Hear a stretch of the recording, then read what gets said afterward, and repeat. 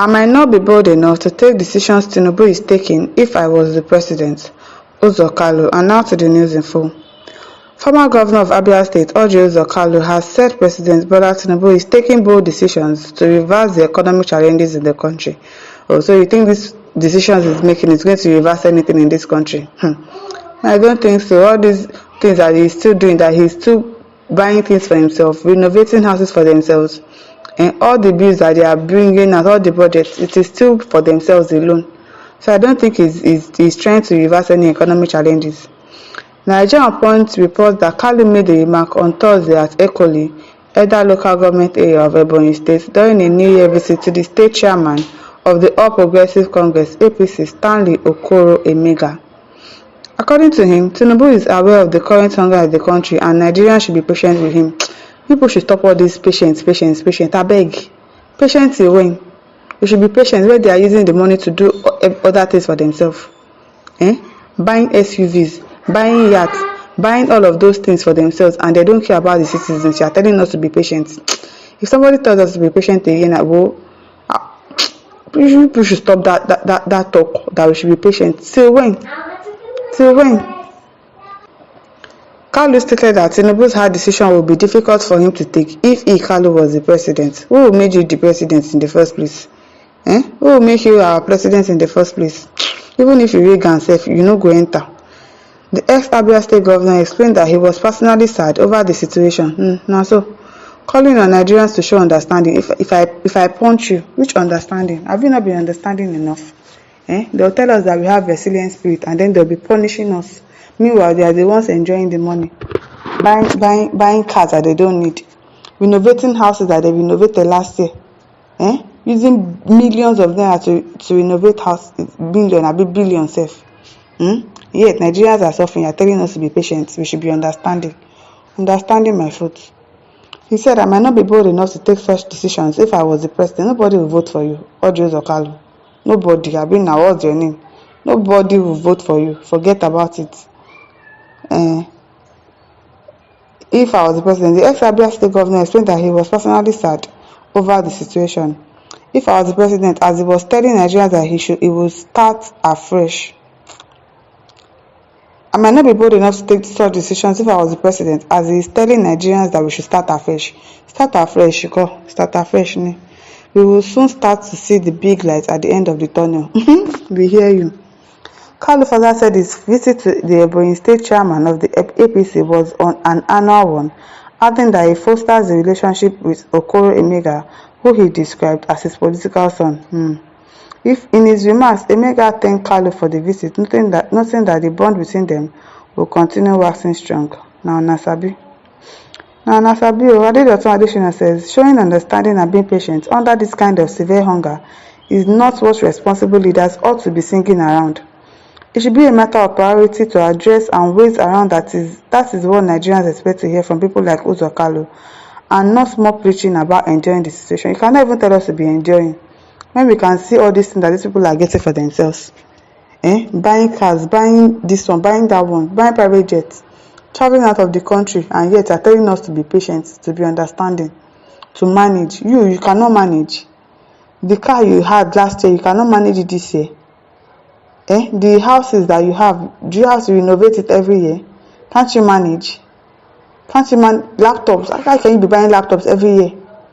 How can you be buying cars every year? Buying this one every year? For what? You cannot manage. And you're telling us to manage, to understand. I don't understand though. Mercy King says, Kalu, you have started again, Abi. New year again. Don't mind him. He needs somebody to reset his brain. Telling us to be patient, to be understanding. Ernest Elengoyin says, idiots, the bold and inhuman decisions that have crippled and incapacitated Nigerians. I'm telling you, people died scampering for food in December. Not in one place, in Ibadan, in Abuja, in Anambra State. And you're telling us to be patient. We are going to see the light at the end of the tunnel. When are we going to see the light at the end of the tunnel? Beg. Adebayo says, to say the least, Tinubu is a genius. God so loved Nigeria that he helped him to win the election despite the strong opposition. Who is this one? Please go and sit down. Godwin Okadbe says, Mumu talk be that. Chike Onozulike says, useless, worthless politicians, criminals, big criminals, very, very big criminals. Truth Crusader says, this Uzor Kalu is the #1 Igbo political leader lucky. They are so selfish that they only go for personal gain and not that of individual. Yes, now. And that is why the Biafra whatever is still not working, because there are some Igbos that are against it. If truly all of them are united, they would have worked together. They would have made sure that Nnamdi Kanu is released from prison and they fight for that Biafra nation and they get it. But because most of them are not united, that is why it is not working. It is not. And most of the leaders are not in support of it. Somebody like this Uzor Kalu. Godfrey Obioha says, please, I want to what kind of bold step?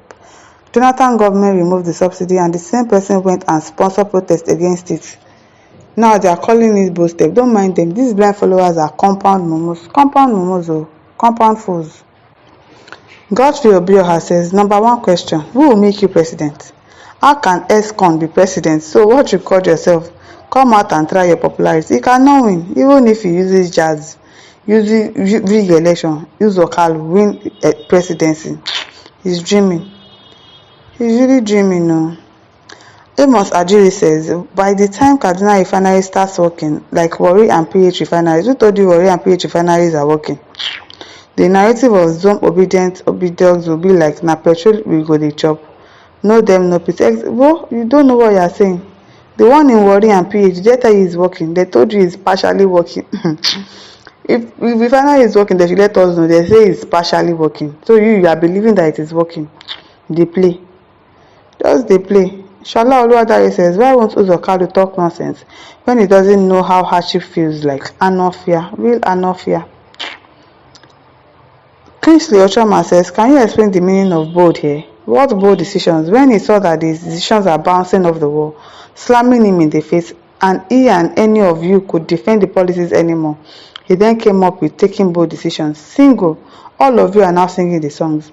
He is busy destroying everything in his wake. There are no bold decisions. They are decisions of one under the influence of drugs. A sadist cum psychopath. I'm telling you, he enjoys the way Nigerians are suffering. He enjoys it. They put it up in our faces that they are buying cars, buying SUVs, buying plenty fleet of cars that they don't need, renovating this one, renovating that one. They are putting it in our faces that yes, there is money. But people, you will see it, you will not touch it, you will not smell it, and you are telling us that he's taking bold decisions. And some people are supporting this rubbish statement. I don't understand. Well, suffer never do us, suffer never tire us for this country. If we are tired, we will complain. But keep being resilient, Abi. They say we are resilient. People should continue.